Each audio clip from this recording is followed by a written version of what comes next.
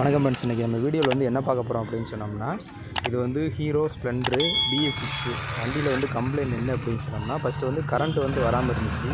இப்போ வந்து சடனாக வந்து கரண்ட் வந்து வந்துடுச்சு. ஆனால் வந்து வண்டி வந்து அடைக்குது. உங்களுக்கு வந்து இப்போ ரேஸ் பண்ணி காமிக்கிறேன்.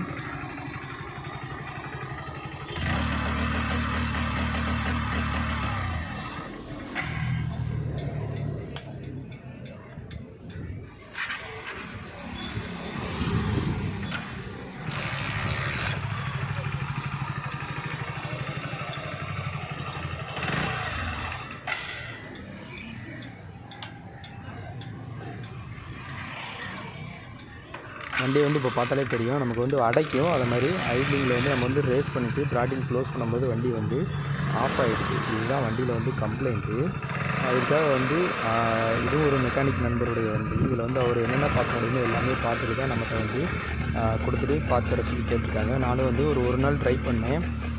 என்னென்னலாம் வந்து செக் பண்ண முடியுமோ மேனுவலாக எல்லாமே செக் பண்ணி பார்த்தேன். OBDலாம் போட்டு பார்த்தேன். எந்த கம்ப்ளைண்ட்ஸ் எதுவுமே கிடையாது. ECUலாம் கழட்டிட்டு அதில் வரக்கூடிய ஒவ்வொரு வயரோட கண்டினியூட்டி எல்லாமே செக் பண்ணியாச்சு. பக்காவாக இருக்குது, எந்த பிரச்சனையுமே இல்லை. ஆனால் வந்து ஸ்பார்க் வந்து ஒரு நாள் முழுக்க வந்து ஸ்பார்க் வந்து வரல. அதுக்கப்புறம் என்ன ஆயிடுச்சு அப்படின்னு பார்த்தோம் அப்படின்னு சொன்னோம்னா, லாஸ்ட்டாக வந்து எனக்கு வந்து பிக்கப் காயில் மேலே ஒரு டவுட்டு. திடீர்னு ஸ்பார்க் வந்து உருவாயிடுச்சு. ஆனால் அது மேலே டவுட் வந்து வந்ததுனால மேக்னெட் டோர் வந்து ரிமூவ் பண்ணி பார்க்கலாம் அப்படின்னு சொல்லிட்டு பார்த்தோம். அதுக்கு முன்னாடி வந்து நமக்கு வந்து அடைக்கிற கம்ப்ளைண்ட் அப்படிங்கிறனால நம்ம என்ன பண்ணோம் அப்படின்னு சொன்னோம்னா, ப்ரெஷர் கேஜ் வந்து யூஸ் பண்ணிட்டு ஃபியூலோட ப்ரெஷர் எதுவும் ட்ராப் ஆகுதா, அதனால் எதுவும் அடைக்குதா அப்படிங்கிறத பார்க்குறதும் நமக்கு வந்து பார்த்துட்டோம்னா ரொம்ப நல்லது. அப்படிங்கிறனால என்ன பண்ணேன் அப்படின்னா, ப்ரெஷர் கேஜ் கனெக்ட் பண்ணிவிட்டு ஃபியூலோட ப்ரெஷர் வந்து எவ்வளோ இருக்குது, நமக்கு கண்டினியூவாக ஒரே மாதிரி இருக்கா, எதுவும் ட்ராப் இருக்குதா அப்படின்னு சொல்லி பார்த்தோம். ஆனால் இப்போ வந்து இந்த மிஸ்ஸிங் ப்ராப்ளத்துக்கு வந்து நம்ம வந்து என்ன பண்ணியிருக்கோம் அப்படின்னு சொன்னோம்னா, மேக்னெட் கழட்டி பிக்கப் காயில் வந்து கழட்டியிருக்கோம். இந்த பிக்கப் காயிலை கழட்டிட்டு நம்ம வந்து க்ளோஸில் வந்து இதை வந்து வாட்ச் பண்ணால் தெரியும். நிறையா வந்து நமக்கு வந்து இந்த இரும்பு துகள்கள்லாம் வந்து அந்த ப்ளஸ் மைனஸ்லலாம் வந்து ஒட்டி இருக்கும்.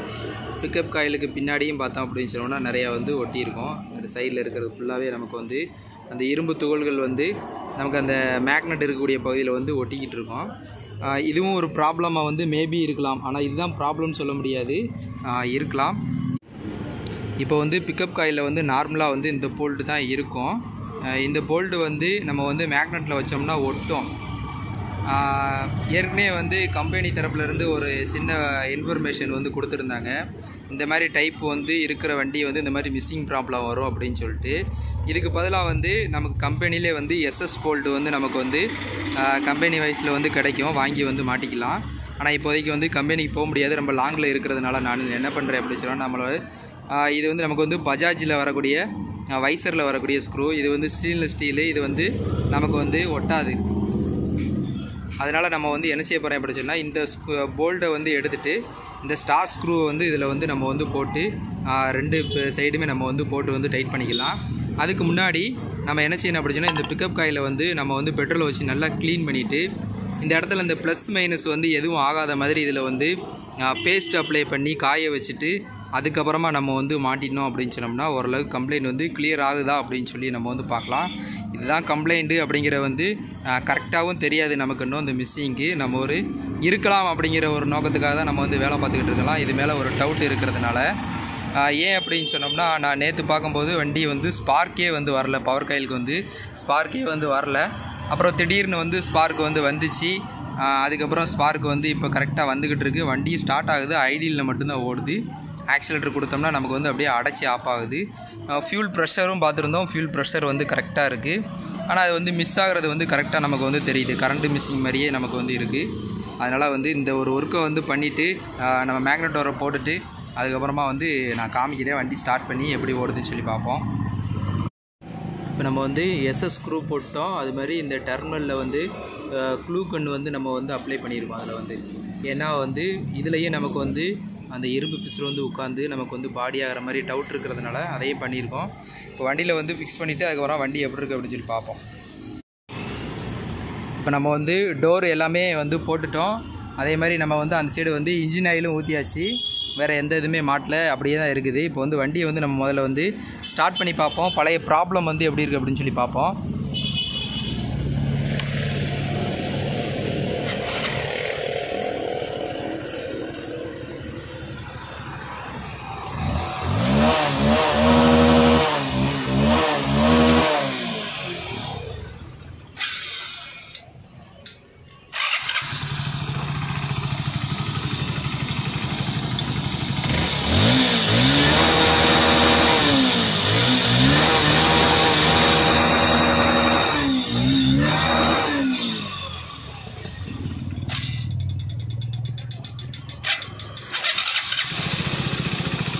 இப்போ பார்த்தோம் அப்படின்னு சொன்னோன்னா வண்டியில் வந்து